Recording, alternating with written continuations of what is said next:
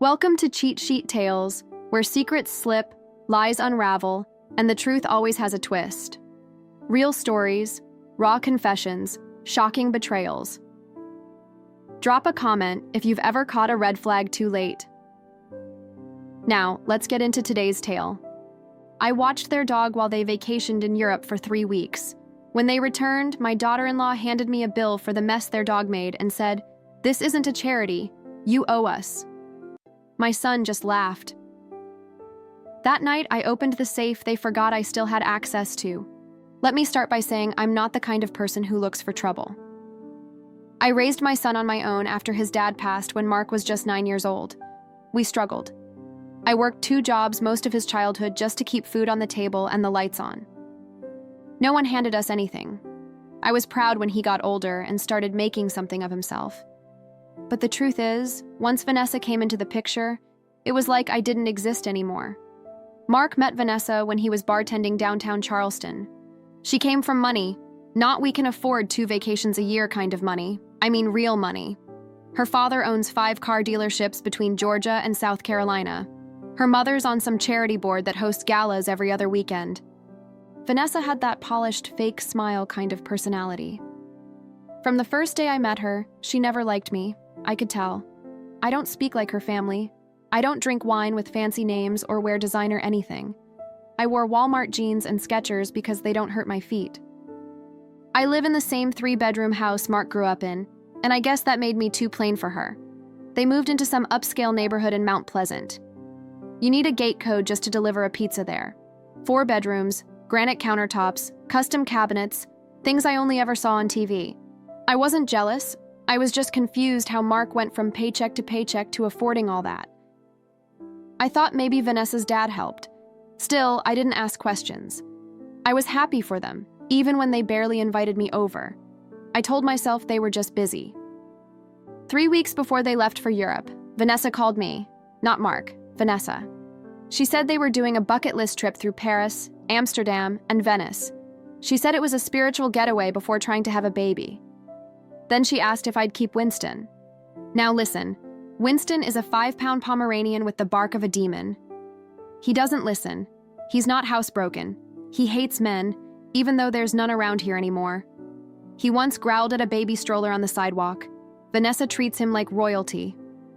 He has clothes, a toothbrush, and some weird CBD oil for his separation anxiety. I didn't want to say yes, but she sounded desperate, and I thought maybe helping would bring Mark around again. So I agreed. Biggest mistake I've made in a long time. They dropped Winston off with no food, no toys, not even a leash that wasn't rhinestoned. She handed me a typed-up list of Winston's daily care, which included things like light background jazz during meals and walks every 90 minutes. Who walks a dog every 90 minutes? But I did it. I boiled chicken and rice because that's all he eats. I cleaned up after him when he peed on my living room rug. He bit the corner off one of my slippers and tore through the mesh on my screen door trying to get at a squirrel. I didn't complain. I sent them pictures when they asked. I told myself they'll come back and say thank you, maybe even bring me something nice. I'm such an idiot. The day they came back, I drove Winston home. I had him in a clean blanket, freshly brushed, looking better than he did when they left him. I knocked on the door. Vanessa answered. Mark stood behind her, sunburned and grinning like a teenager. She didn't invite me in.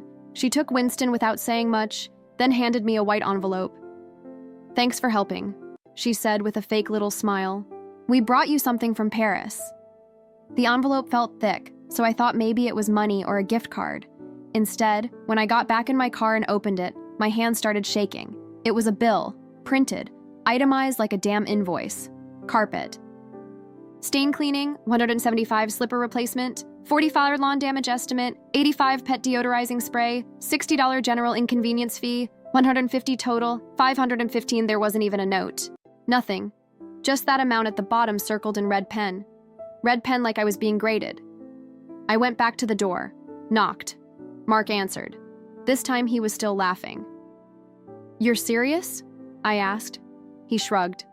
"Look, you let Winston tear stuff up. Vanessa's pissed. We had to pay to fix it.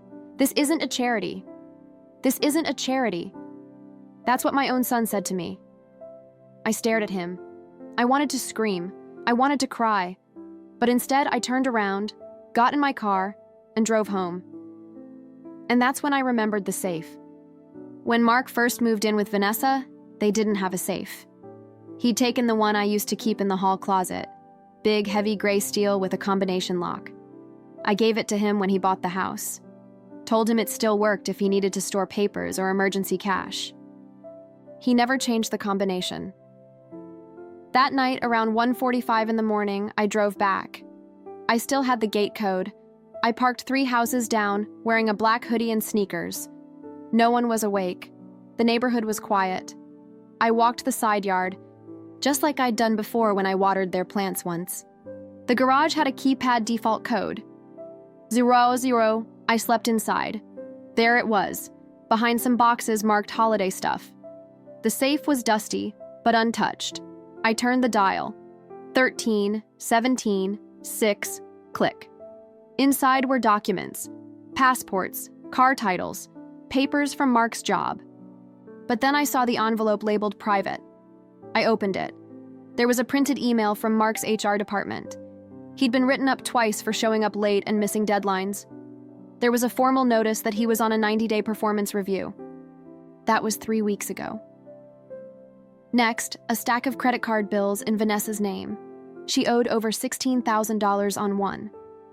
Another card had $9,300, spa days, clothes, jewelry, travel. Then there was a folded paper with printed screenshots of Facebook messages Mark had been messaging a woman named Claire. It wasn't flirty, it was worse. It was emotional. He called Vanessa shallow, said he felt like a prisoner in a country club. He told Claire she made him feel seen. My hands were sweating. I took out my phone, took photos of every single page, front and back, credit cards, HR, letters, the messages, all of it. Then I saw the envelope labeled cash. Inside was a mix of 20s and hundreds. I counted $4,800. I took half, just enough to make my point. I put everything else back exactly the way I found. It locked the safe, moved the boxes back, closed. The garage, drove home, and the next morning I got to work. The next morning I didn't sleep, I didn't eat. I sat at my kitchen table with a cup of cold coffee and the photos I'd printed out at the CVS. Down the street, I laid everything out like evidence. The bill Vanessa gave me was still sitting there mocking me. I made copies, I kept the Clarels, and put the rest in a plain manila envelope. No note, no return address, just the documents. I waited until noon, then drove to their house again. This time, I didn't ring the doorbell. I slid the envelope under their front door and walked away. I knew they were home. Vanessa had just posted a story on Instagram of a mimosa she was drinking on there. Back deck, 20 minutes later, I got a text from Mark. "What the hell is this? Where did you get this?" I didn't answer. 5 minutes later. Another, "You had no right. This is crossing a line." I still didn't answer. Then I got one from Vanessa. "You are crazy. Stay away from us." That one made me laugh, really laugh, first time in a long time. I'd laughed like that. I thought it would end.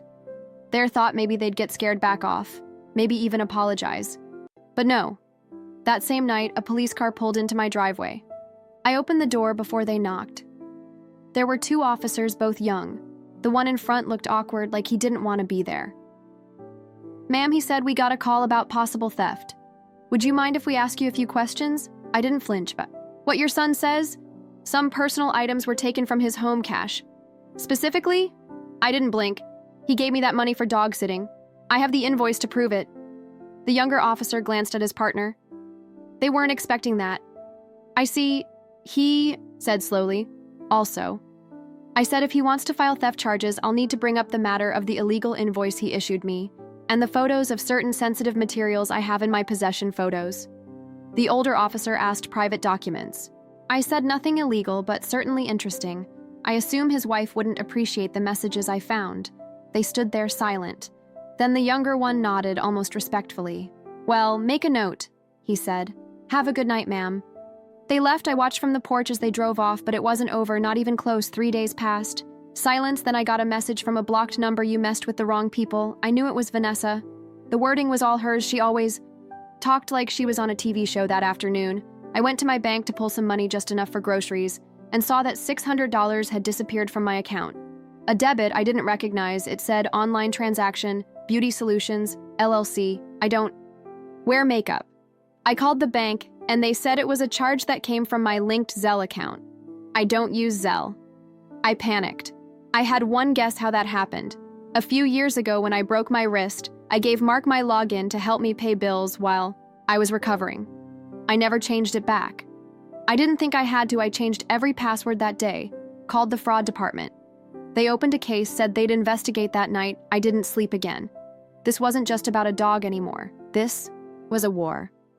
The next morning, I emailed a certain set of photos to a new address, claire.gmail.com. The woman Mark had been messaging. I kept the message short. If you're still in touch with Mark, you may want to know what he says about you behind your back page. 2 paragraph 4. Then I waited 6 hours later. Vanessa's Instagram was deleted for hours after that. Mark's LinkedIn profile disappeared. Then I got a voicemail from an unfamiliar number. I played it. It was Claire. She sounded cold. I don't know who you are, but thank you. You saved me from a huge mistake. He told me he was divorcing her, said she was abusing him emotionally. Liar, he's blocked now. I'm done. I sat in my kitchen again. Same spot, same cold coffee.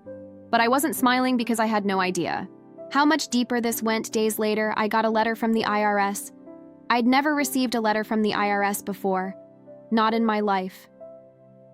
My stomach dropped when I saw that official seal in the corner of the envelope. It was a notice, something about a discrepancy in a recent transfer flagged for review. I read it 3 times, thinking it had to be a mistake. It said there was a report of a large, unexplained cash transaction involving my name and bank account. The date they listed 2 days after. I took the money from Mark's safe. I didn't report that money. I wasn't planning to. It wasn't income. It was payback. I sat there stunned. I thought I'd covered every track. I didn't touch the cameras. I didn't leave fingerprints. I only took part of it. But maybe Vanessa had friends, people who worked in finance or law, or maybe they reported the cash is stolen and filed a report with some exaggerations. Either way. Now the feds were poking around. I called the number on the letter and asked what exactly was going on. The woman on the phone was polite but firm. There was an alert triggered by a flagged report involving your name and a potential unreported income issue. This is not an audit yet, but we're asking you to provide clarification. Hung up and my hands were shaking. This had gone beyond petty revenge. I called Mark. First time in months, I did that voluntarily. He didn't answer. I called again. Still nothing on the 3rd try. He picked up what he snapped. You filed something with the IRS. I asked straight to the point. You think you can steal from me and there wouldn't be consequences? His voice was flat, angry. You owe me, I said, for that dog, for your disrespect, for everything you've let Vanessa do to me. You're insane, he said. You don't understand who you're messing with. This isn't some joke anymore. You did this to your own mother. I said you and that girl you married. He hung up.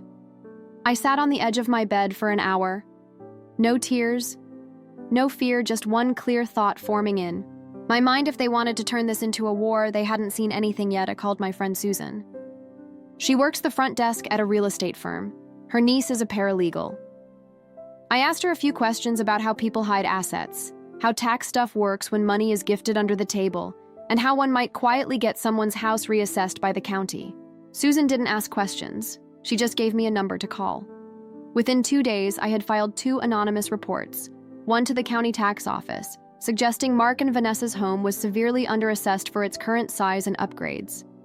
I attached a few public Zillow photos and mentioned the wine cellar Vanessa liked to brag about online, one to the IRS whistleblower hotline. I used a payphone, claimed Vanessa was running a small online beauty sales business under the table, using products purchased with company funds. Her father's company. Gave them the name of the LLC I saw on the fraudulent charge from my account, Beauty Solutions LLC. The thing about people like Vanessa, they think they're untouchable. They think their world is made of marble and glass, but they forget how easily glass can crack if you hit the right spot. I knew it would take time. The government isn't fast, but I had time and patience. Meanwhile, I made one more move. I called Vanessa's dad. We hadn't spoken since the wedding. He didn't like me, thought I was low class, but he always liked the appearance of respectability. So I used that. Mr. Langford, I said, I figured you should know your daughter and son-in-law filed a false theft report against me, and now the IRS is involved. I've also seen some of your business credit card statements that ended up in the wrong hands. I don't know how the IRS would view that, but I thought I'd warn you. Silence. Then, where did you get those? I'm sure you'll figure it out. Click. 2 days later, I got a text from an unknown number. You've made your point. Walk away or this gets worse. I saved the number, made a screenshot, forwarded it to a friend of mine whose daughter works at the local sheriff's office, and I waited because I knew someone was about to crack. 2 weeks later, it all unraveled. I didn't expect it to go down so fast. I figured I'd planted seeds and might see results in a few months, if at all. But then one quiet Thursday morning, I got a knock at my door. It wasn't the police. It was a private investigator hired by Vanessa's father. He showed me his badge, told me who he worked for, and asked if I had a few minutes. I offered him a seat on my front porch. He didn't want coffee, just answers. He already had the documents, copies of the messages, the job write-ups, the credit card debt. He asked where I got them. I didn't lie. From there, safe. Mark never changed the code. I took pictures, didn't steal anything except half the cash they owed me for watching their dog. He nodded. Did you touch anything else?